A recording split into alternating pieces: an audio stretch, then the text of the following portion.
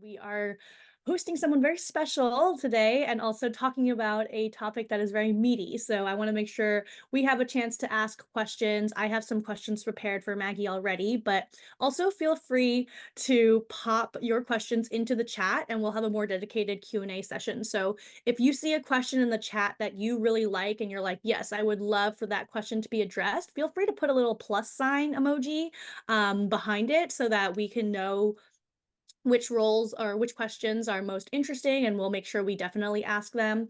And feel free to use that chat very liberally. We're happy to use that to monitor. And if there's anything you want to double click on that Maggie talks about, we're happy to do that as well. So amazing. We will get started. Happy Tuesday, everyone. It's so lovely to see all of your faces. I hope everybody is staying warm wherever you are, or if you are here in California with me, we have had a couple of very warm days, which is kind of nice. So springtime is officially on its way.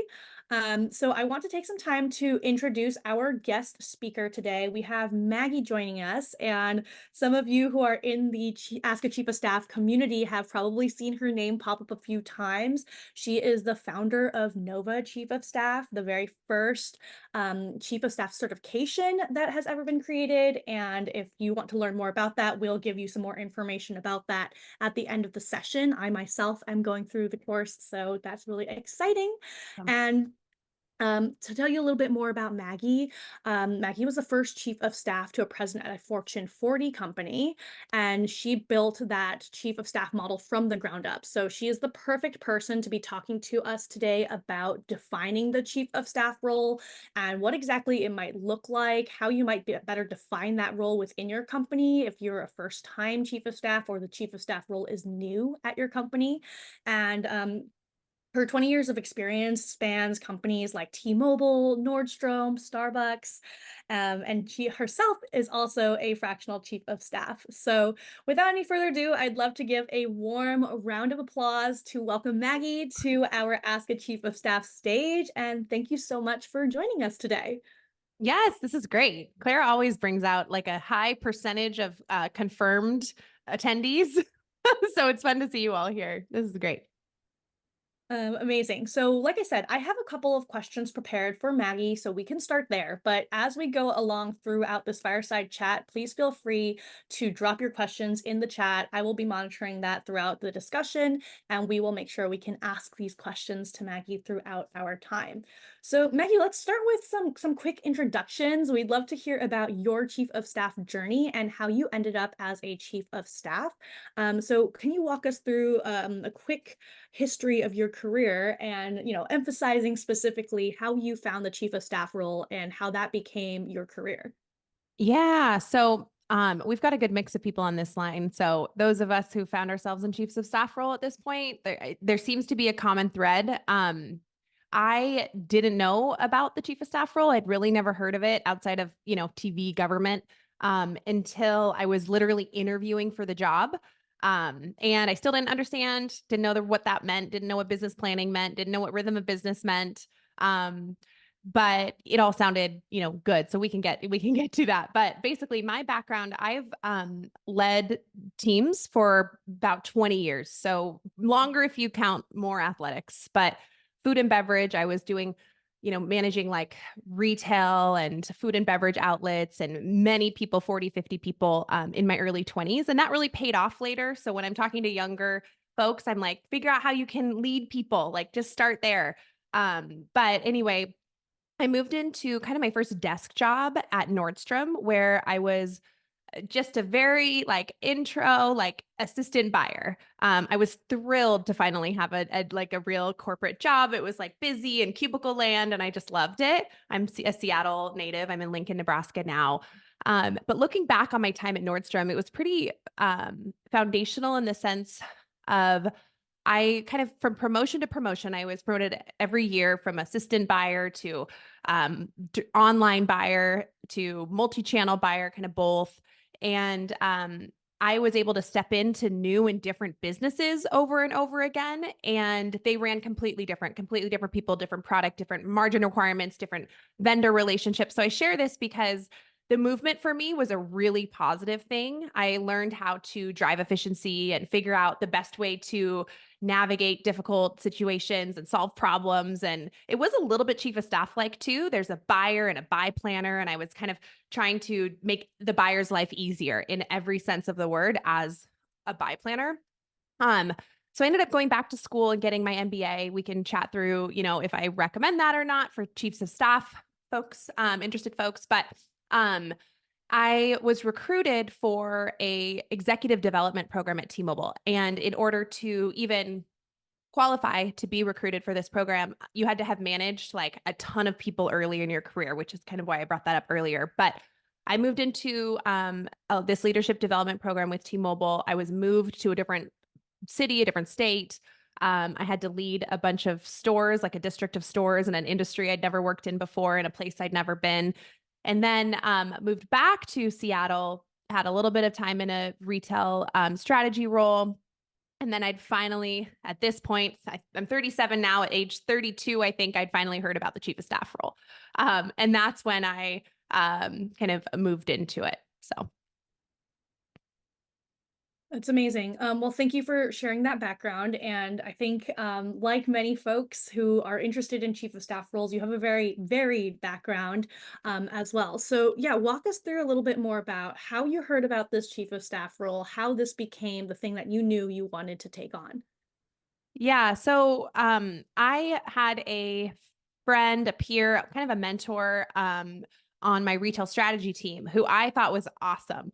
And she ended up moving into the first real chief of staff role for the CEO of T-Mobile.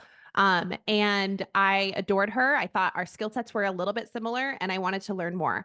So I was like, what is this? What are you doing? And I still, I started to understand. And right at that exact same time, she had basically said, well, there's this other leader that is looking for a chiefs of staff. They were all kind of starting to hire their first or second chiefs of staff.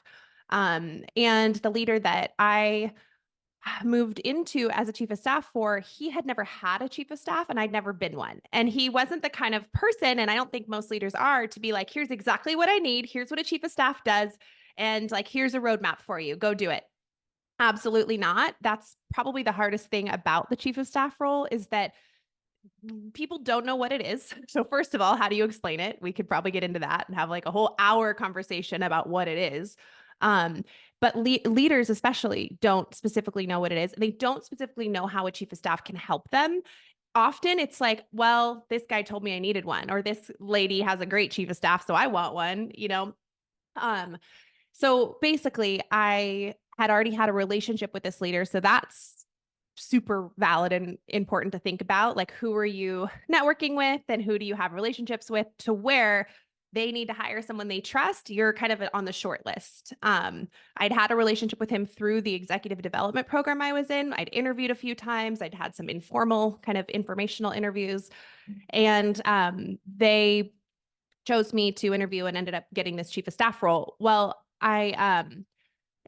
while I hadn't been a chief of staff previously, my background was well suited for it. And I'll share a few reasons why here, but I was basically privileged, given the authority to build a full chief of staff team for this leader. So he ran a $12 billion business, 5,000 employees.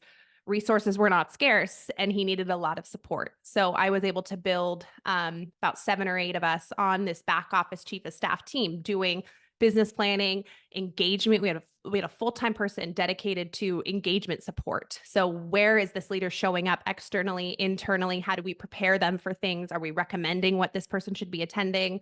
A lot of we were filling a big gap in terms of employee culture. So there was a lot around that. And then events, communications, all of those components too.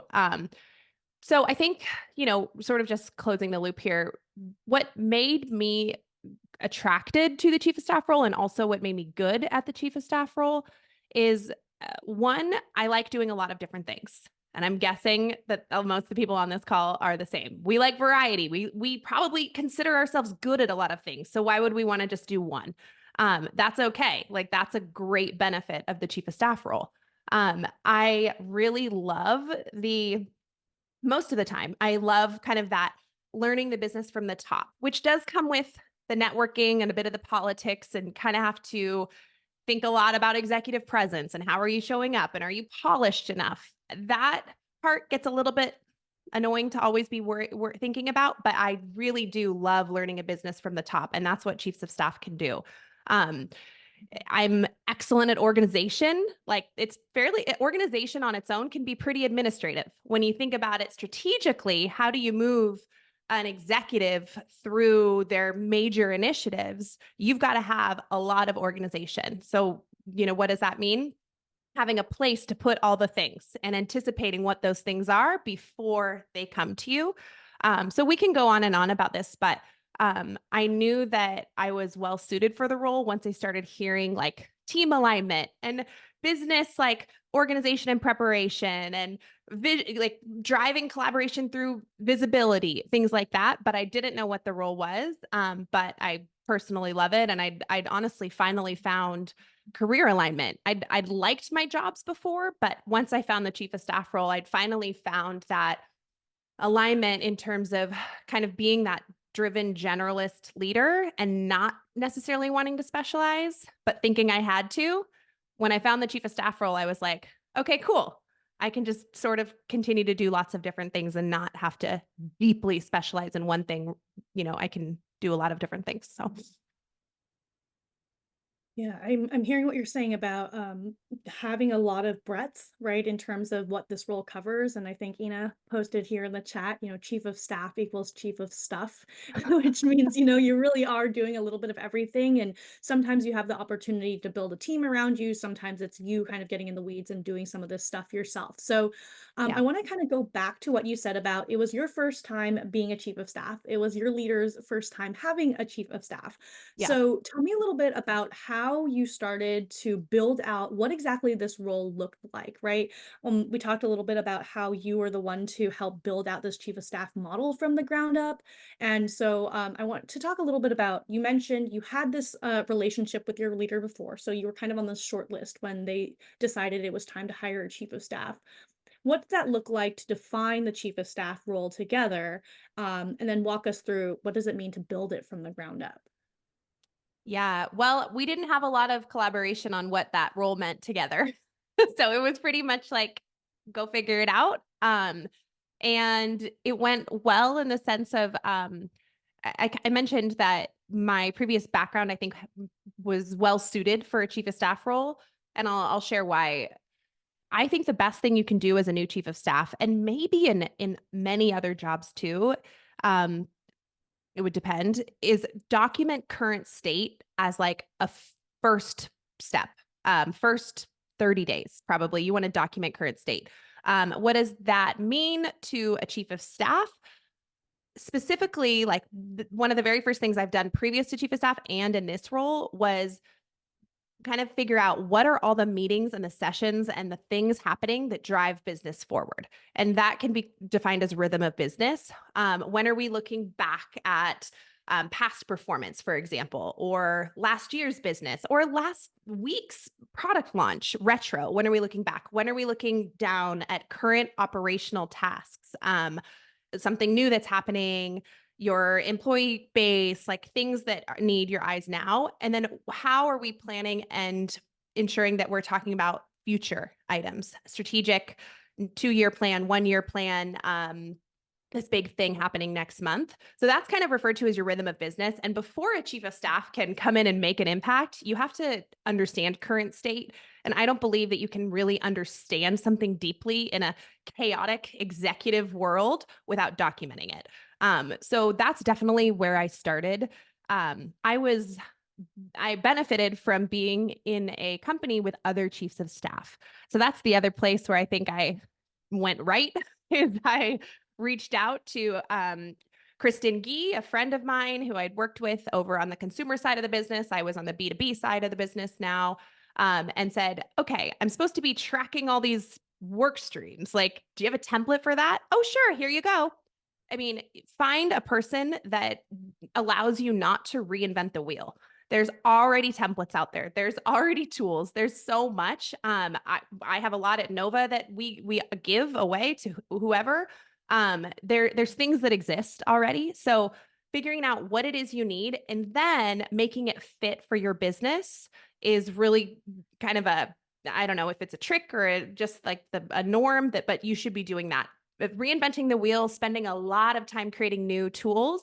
That's why Claire's, Ask a Chief of Staff is so beneficial. Somebody has already done something that you've done. So I think documenting current state, reaching out to people to help me were some of the first pieces. And then another couple tactical things. I consistently and very often would put recommendations together for my leader. So that would be like, I think that we need to brief you better. So here's what I recommend that process looks like. We've got it handled. I'm going to create this brief over here. And he doesn't need to know the sausage making, right? Like he doesn't need to know that the sales team's giving me this at this time, and then the EA is doing this part and we're meeting. No, it's basically like, I'm going to brief you a little bit better than we've been briefing you in the past. Here's what that'll look like for you. If this sounds good, don't even worry about emailing me back. So it's kind of that assumptive close that I would try to do all the time to test and learn what worked for him. And I didn't know, right? Like you don't know with a new leader, especially for me, I was working with someone that wasn't overly communicative. I didn't know his like aptitude for change and for new things. And that's an important thing to measure when you're working with someone new. So it was cautious and careful, but consistent. And I was really trying to read his language a lot and assumptively recommending constantly, and letting new things, go if it wasn't working and taking on more. So let's see, the other probably bigger things as I was getting started with this leader,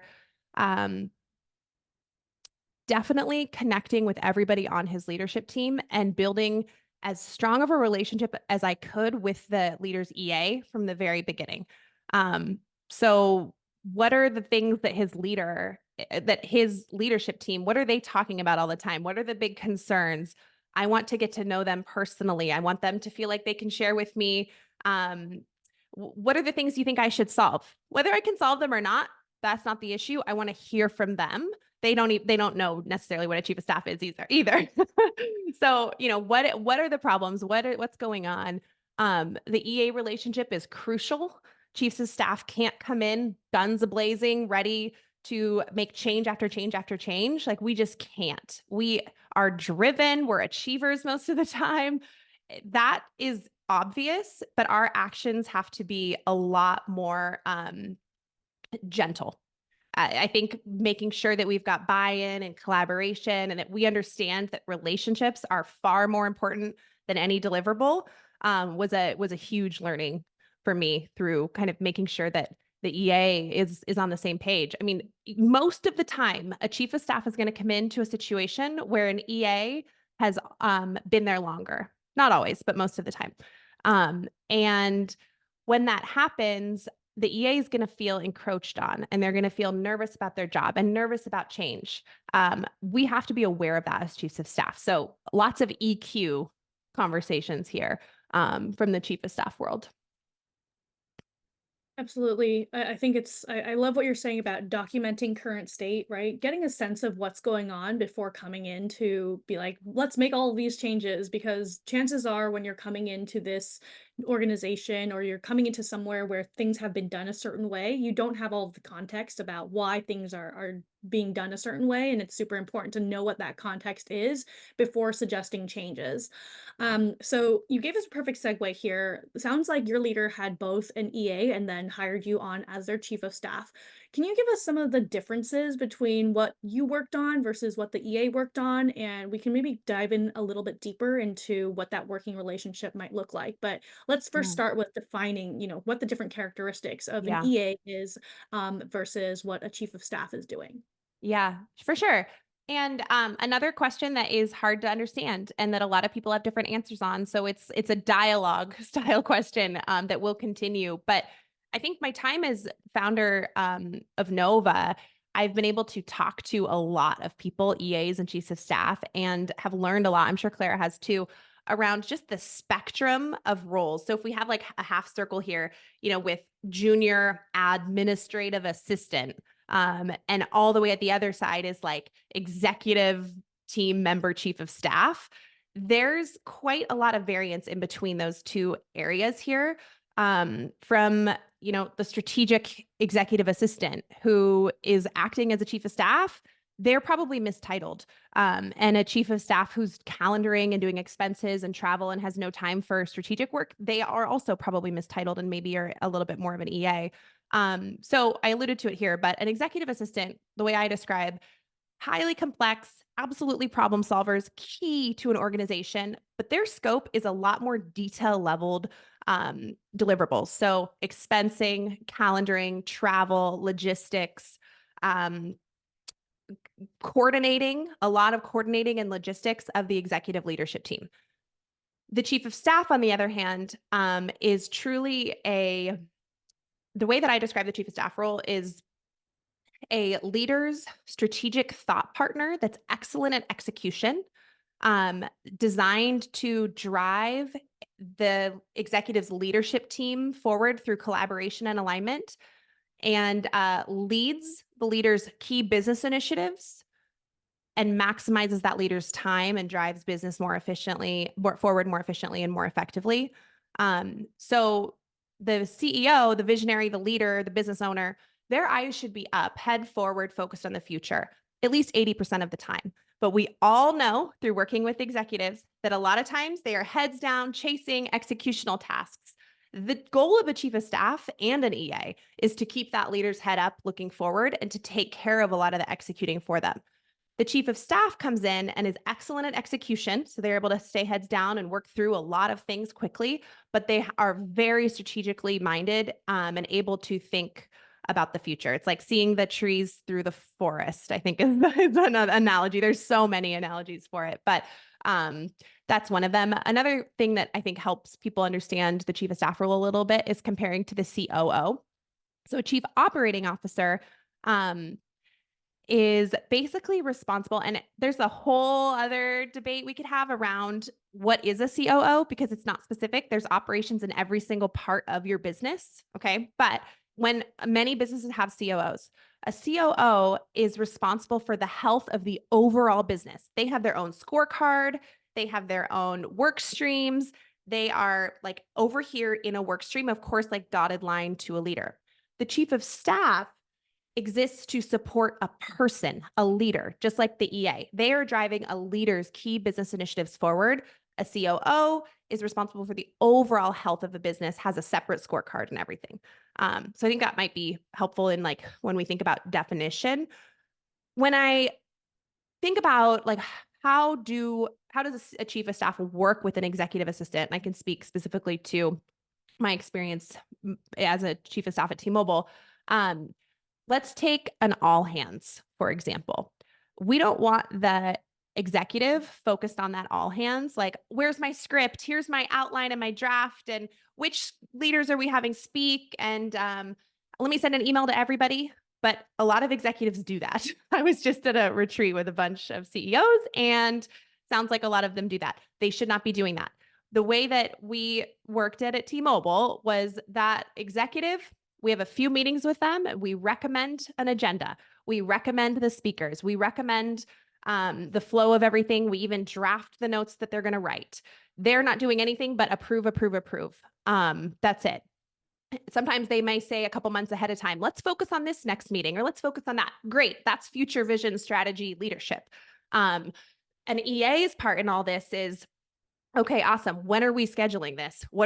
How are we pulling everyone together? Who's sending the invites out? Are we having catering? Is the room booked? A lot of detailed logistical components, but the chief of staff is the master PM over all of it, bringing in the different people as needed to execute overall. And chiefs of staff are not events specialists. On big scale events, there would be external events consultants that we'd work with. But who's the person overseeing the executive's component to all of this and making sure that the executive is not the one having to oversee anything? So hopefully that helps a little bit. Yes, Yeah, Guadalupe, I would agree. Chief of staff equals strategy, EA equals tactical. I speak to EAs a lot, so I'm very careful. There are a lot of very strategic EAs, but simplified example, yes, for sure. Yeah, I think Maggie, you and I are very aligned in this, and Guadalupe, same thing. Like, Maggie mentioned this a little bit in the beginning of her latest answer here, but I think that there is a misnamed group of both EAs and chiefs of staff, and I think that's hopefully what we're getting to more clarity between, the Ask a Chief of Staff community and Maggie's certification courses. I would love if we all got on the same page about what exactly an EA does and what exactly a chief of staff does, because I think it will help a lot of EAs who want to make that more formal transition, and it will help set more chiefs of staff up for success down the line as well if we can get to the Yeah. more of these standardized definitions. Keeping in mind, right, this chief of staff thing is still relatively new to a lot of executives, so there's still a lot of defining going on around this role. Amazing. So thank you, Maggie. That was super helpful. I think there was a question here in the chat that might be helpful to kind of just dig into a little bit. Stanish asked, if there is no EA, would you recommend creating an EA role as a chief of staff? So would love to kind of get your perspective here. Yeah, I would love Claire's too. Um, I'm a pretty firm believer that there should not be a combination of the two roles, with the caveat for startups. If a startup needs support in both areas, but maybe not full time or can't afford full time, that's the only time I'm like, okay, I kind of get it. Better, some support is better than none. And if you can't hire two people, like, let's figure this out for sure. But the problem is when, let's say, like, an EA is transitioning, kind of doing some chief of staff work, or the role is doing both. What happens is that person is focused on, like, you can't miss any details with an executive schedule. You can't miss any travel. You can't miss these things. They're very, very important. So what happens is, like, that person is taken away from being able to do the strategic components of their role. They're really not left for that. That's a huge problem. The other huge problem is they're not viewed as a strategic partner. They're viewed as, like, someone who can do a lot, and it's hard and it's tough and they're doing a great job at it, but they're executing. They're tactical, just like Guadalupe said. So I don't recommend that the roles are combined at all. Um, when people run into that, I do think that that putting a recommendation together for a separate EA role is super valid. Another one of those, like, kind of important recommendations to be getting in front of your leader consistently is, like, how do we um, drive your business forward and maximize your effectiveness and efficiency in your time? Like, it can't be done when one of us is managing your schedule. That's just not going to work. Um, so yeah, I think that's probably it on my thoughts there. Shouldn't do it both. Yeah. Yeah. Yeah. I agree with you. I mean, the hybrid role, I think that's where it gets confusing for people, is that if you are having somebody kind of do both, then it's kind of easy to point to this person and be like, oh no, you're actually more of an EA, or you're Yeah. not able to spend your time. So I think around Stanish's question, if there is not a EA in your office, Guadalupe, I think, did a pretty good job of answering this in the chat as well. The short answer is it depends. Like, is there a fractional type of role that you can hire in? When I was a chief of staff, we had a virtual assistant who helped Mhm. with all of my CEO's scheduling. So, I didn't have to handle the scheduling. I was more of the gatekeeper of time, of like, should this person even be on the calendar at all? And if yes, then I will punt them over to our VA to do the scheduling. If no, then this person doesn't even make it onto the schedule, or we try to do things asynchronously. I think in an ideal world, right, if you have all the resources, you have like a very tight coordination between your executive, your chief of staff, and EA, and it's kind of this like really tight ship that's running all together. And I have seen at certain companies, the chief of staff manages the EA, not necessarily like Yeah. is responsible for their direct development or career growth, but it's more so like they are the ones in coordination. So it's one more thing off of their executive's plate. Mhm. That Yeah. makes Another sense. issue with that is, like, how do you pay this person? I think a lot of times somebody wants to pay an executive assistant and really truly needs executive assistance first. But they want a chief of staff, or they want that title, or they want someone more strategic, but they're paying this person as an EA. There's fundamental problems there too. Yeah, absolutely. Hopefully that helps answer some of the questions here um, in the chat. Okay, so next question that I have here for Maggie. I would love to talk a little bit more about some of the things that you work on as a chief of staff. I know it's a huge list of things, but you mentioned like rhythm of business, Yeah. operating cadences, team alignment, and things like that. So, could you maybe give us some examples of things that you worked on, maybe some big projects or things, so we can kind of get a sense of scope in terms Yeah. of what it is that you are working on and what your specific role in doing leading some of these initiatives were? Yeah, yeah, absolutely. I'm sort of also wanting to share the link to our syllabus, Clara, because that if you drop in novachiefofstaff.com/syllabus, that it's super comprehensive of all of the fundamental things that a chief of staff would do, industry agnostic. But and I will walk through some of these things because I built the course based on my experience and what I needed to learn. But I would say we talked a little bit about business planning. So we're documenting current state. When are we meeting about back, today, future?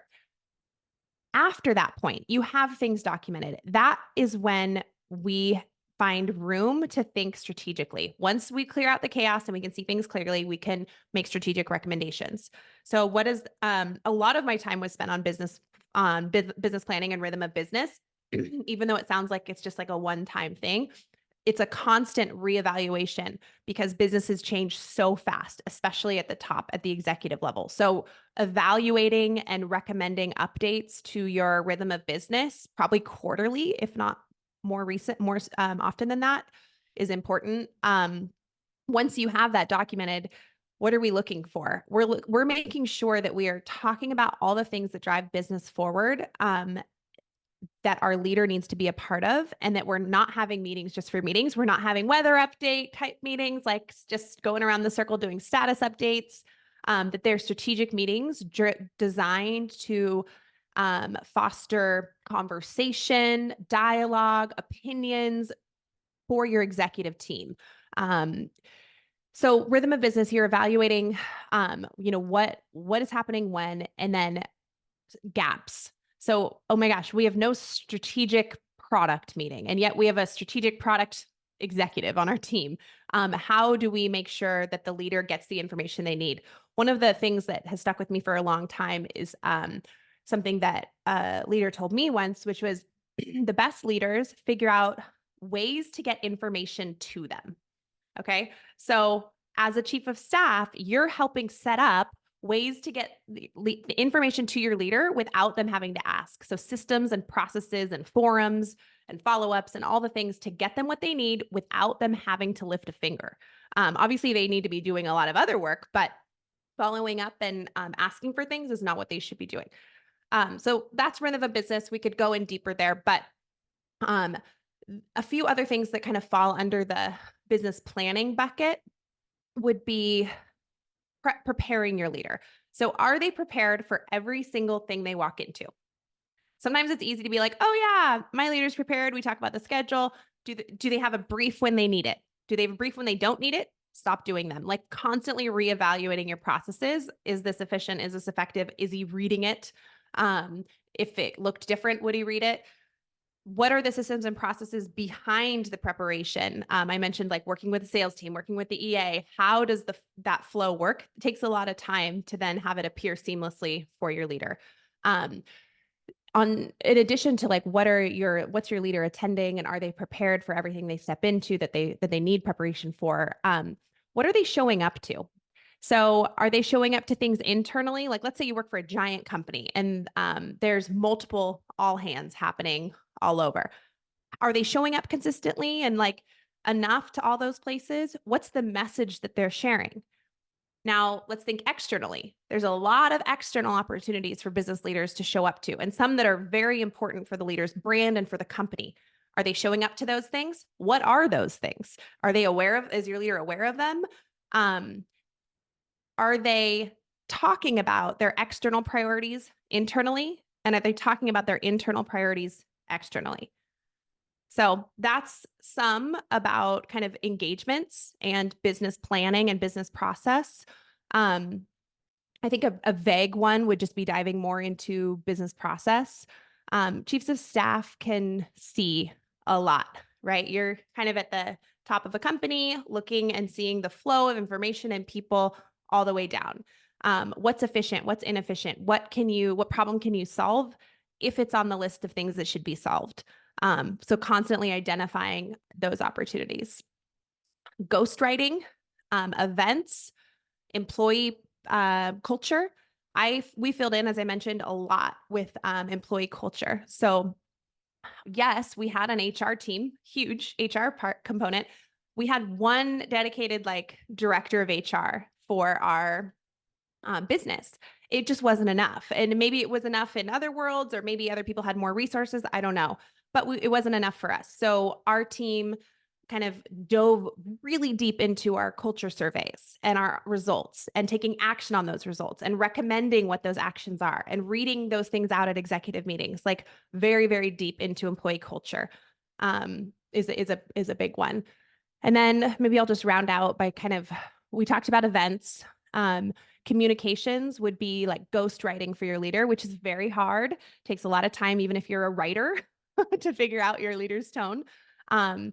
But figuring out based on your leader's personality and what they care about, like when are they reaching out to their employees? When are they sending mass emails? Is it for September 11th, another holiday, like Memorial Day, like notice like things that we want to be there for our employees? Is it for current events, like what's happening in Gaza and what do they say about it? And do they want to talk about it? How do we prepare that leader to get in front of people the way they should and that feels genuine and authentic to them?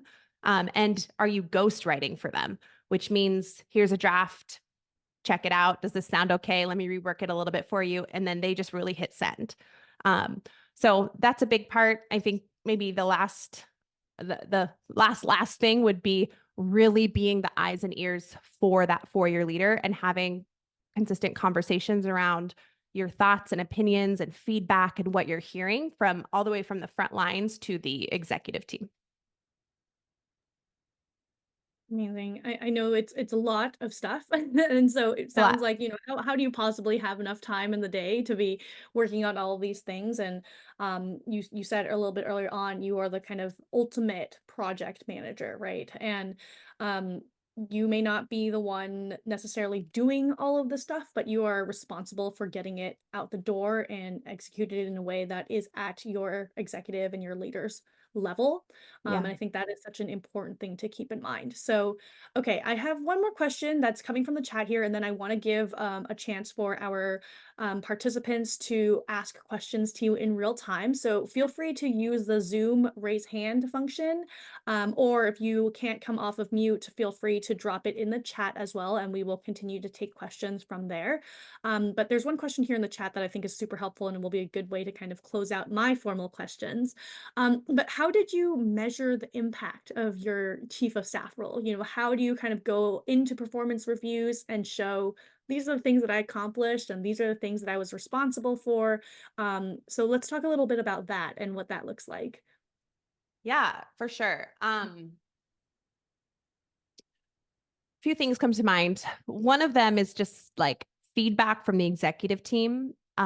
Pretty quickly early on, I was hearing like, we've never been so organized, or we've never had a meeting this efficient. And those things kept me going because I was super early enrolled, still didn't really understand what was going on, but I started to hear and feel that I was having an impact.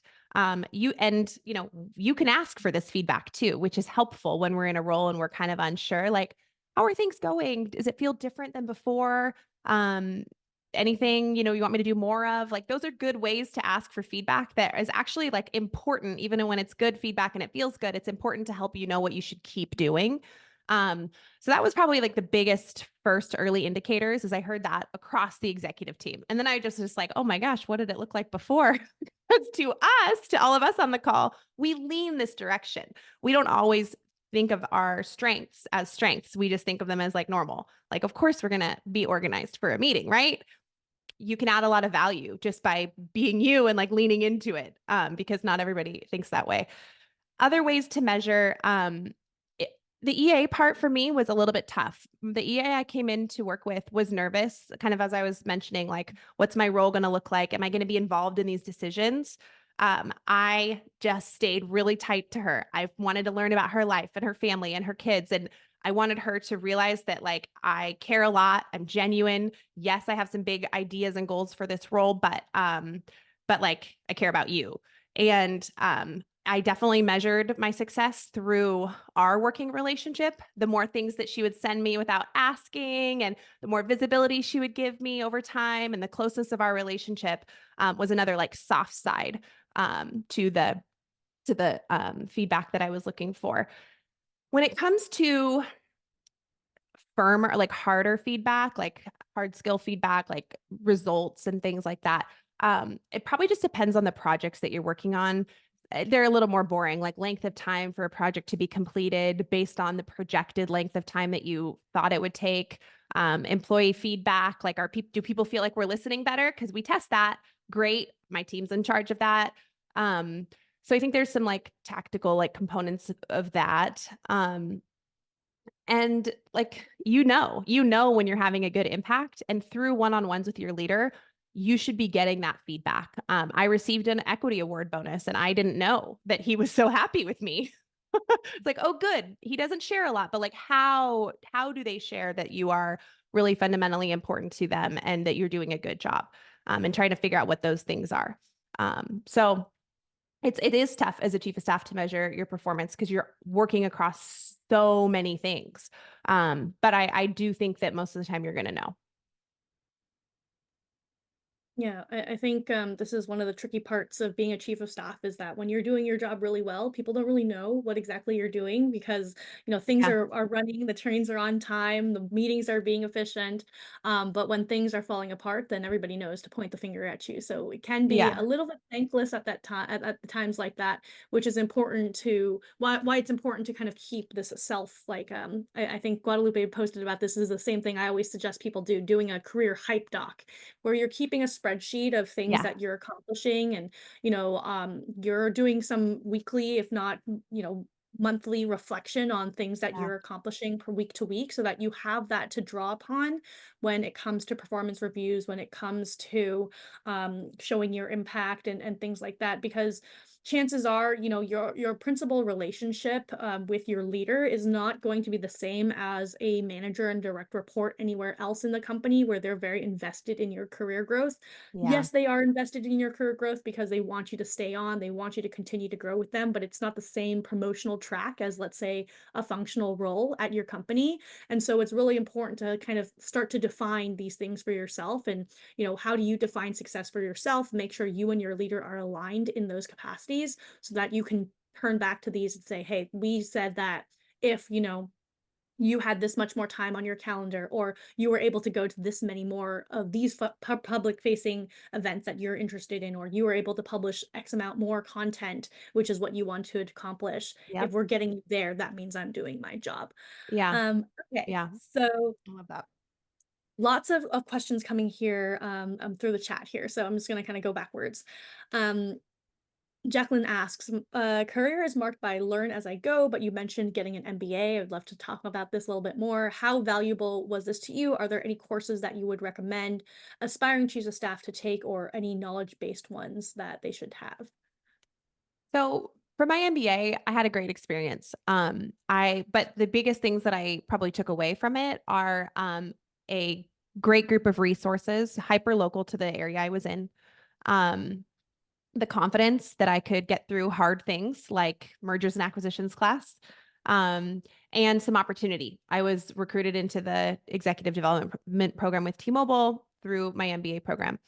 Other than that, one of the reasons, and this kind of ties together, one of the reasons I created the Chief of Staff certification course is because I didn't learn anything that I from like how to create a brief or executive project management or throwing in all hands or presentation polish and presenting verbally and digitally. I didn't learn any of that in my MBA. In fact, I submitted some really bad presentations and nobody said anything.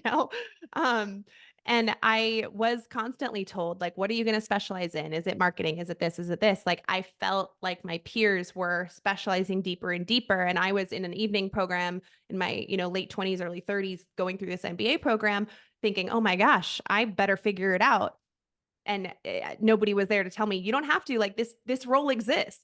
Um, so it's great if you have the resources and the time to dedicate to it. Is it fundamentally important to a chief of staff role? Not unless the job description says it is.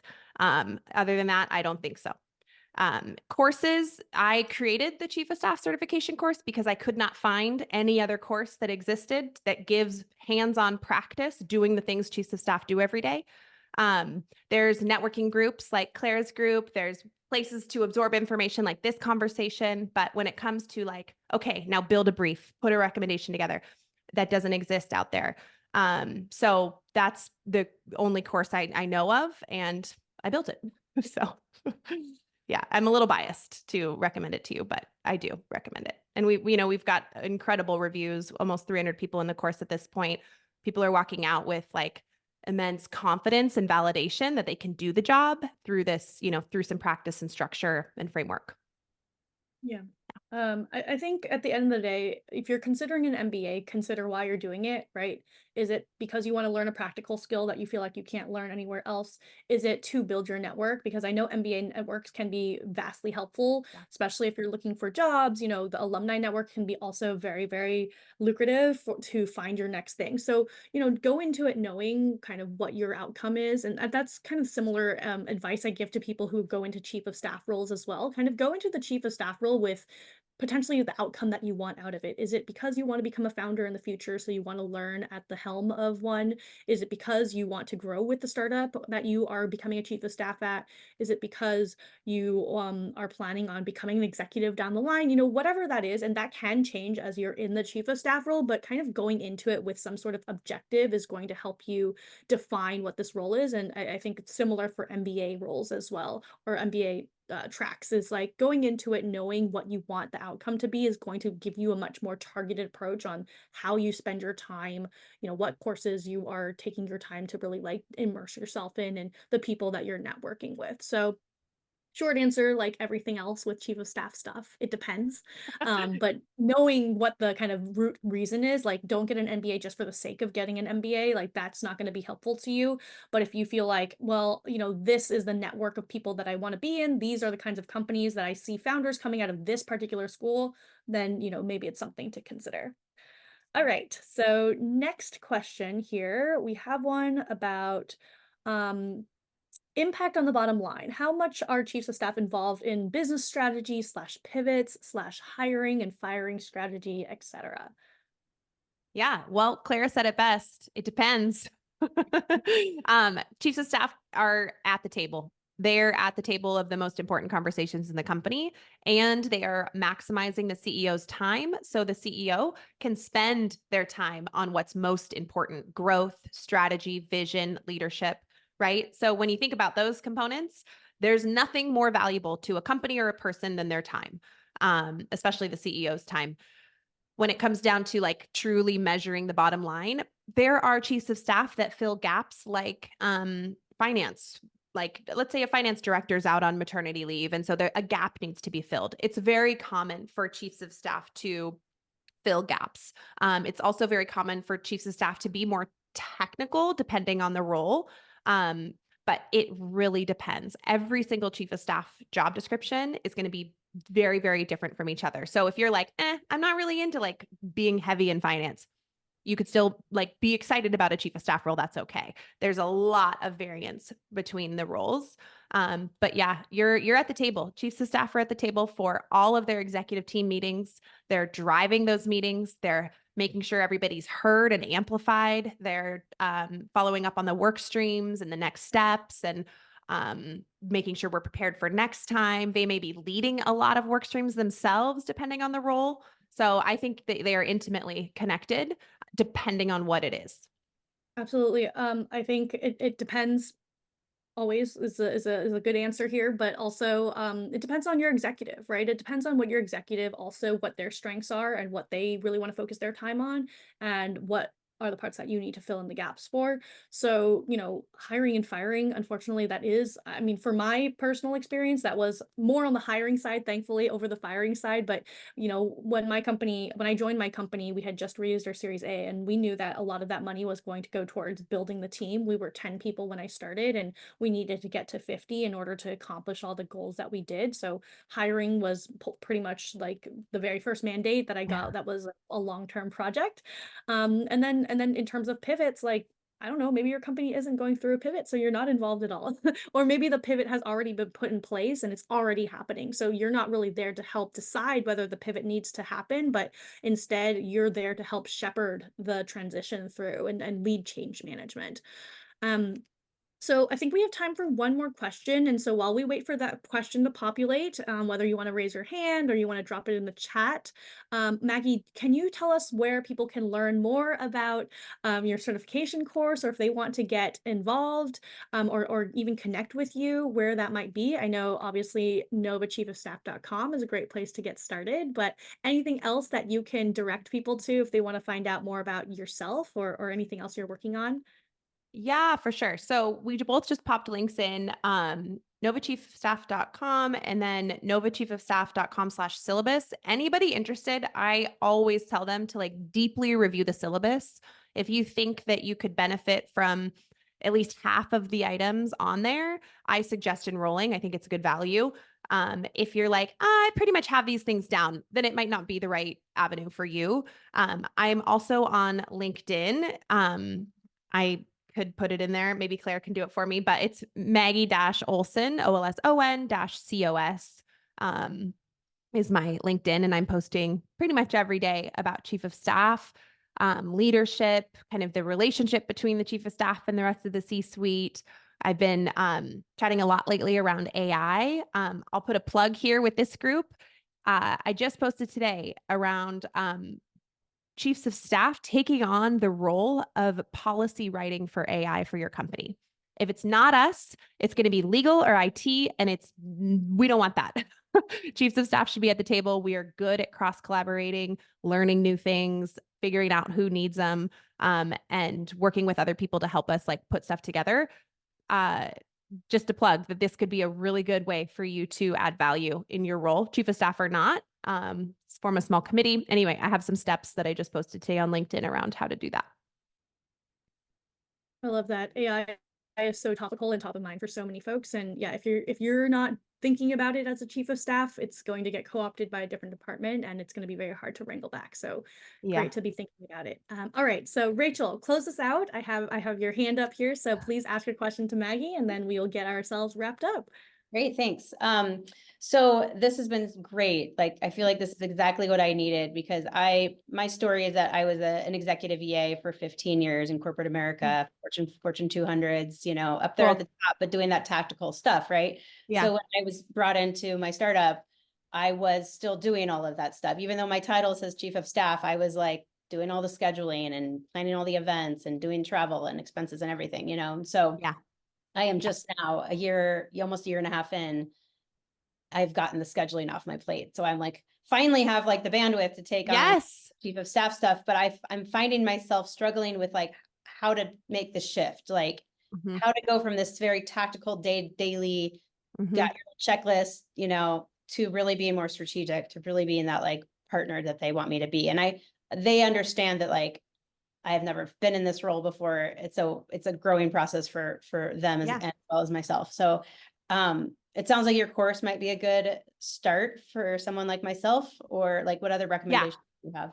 For sure. I definitely think the course will help. It gives people a really good foundation framework, how to get started. What should I be doing? It dives into so many things. Outside of that, I think that you could do an audit of what you're doing right now. Write down everything, put it in Excel, and then your next column, like list like, X for EA work, Y for example, for chief of staff work. Like what's strategic and what's administrative. If you don't know on some of them, that's okay too. But kind of do this audit and then think about your transition plan for the items that you need to move off your plate? What does that look like? Who's taking them? Put a plan together for how to move them off and when, conversations with the people that you need to have. Start, I guess, again, by documenting your current state specifically to your role, and then think about your next steps from there. The other thing that comes to mind that I think is important to talk about is none of us can have the transition we need without the messaging, like consistent messaging from our leader to support us in that transition. So I would say do this audit, put a plan together for the items that need to move off, and then work with your leader on what does the messaging look like for the rest of your team. Rachel's moving into more of a strategic role, or she's taking on a number of priorities that will not allow her to do these other things anymore. This is something we've been working towards. Please respect, our time in this way, or, here's a person to reach out to for these other things, and consistent messaging. So change management is all about people. This is a big change. An EA is like critical to people.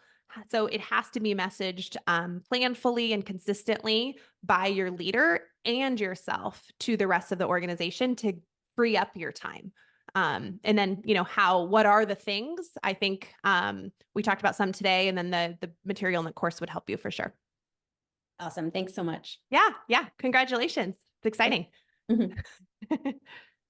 Congratulations, Rachel. And yes, loved all the technical things that Maggie said. Documentation is so important. And if you want to get out of doing what you are doing in terms of like scheduling and things like that, you need to figure out who is going to be taking those things on so they don't get dropped and people are like, well, Rachel was supposed to be doing it. What happened there? So amazing. Well, that brings us to the top of the hour. Thank you to Maggie for being our speaker here today. This was so helpful, and seeing a lot of great comments coming through the chat in terms of conversation and guidance. So Maggie, thank you so much for being here and spending an hour here with our current and aspiring chiefs of staff. This was so helpful. A huge round of applause for Maggie for spending her time with us today. And reach out to me if you guys need anything. You can DM me on LinkedIn or email me at maggie@novachiefofstaff.com, and we can chat and figure out what's the right next step for you if you want to talk one-on-one. So I'm going to jump over to a student meeting. So talk to you guys later.